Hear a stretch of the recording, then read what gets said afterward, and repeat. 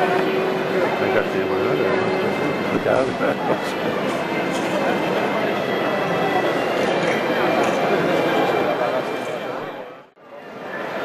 Pues eso, tío.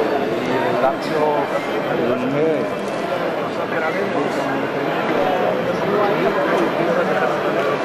qué. Nos llamando a manifestarse nesta xornada de reivindicación de los nuestros derechos.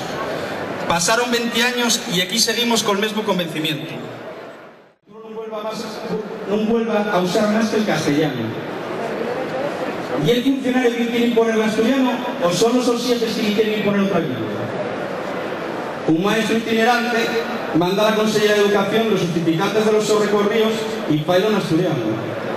Vuelven los contachadores y piden que los presenten en impreso oficial, que evidentemente está en castellano. ¿Y el maestro que quiere imponer el asturiano o y la consellera la que quiere imponer otra lengua? 3 sesiones.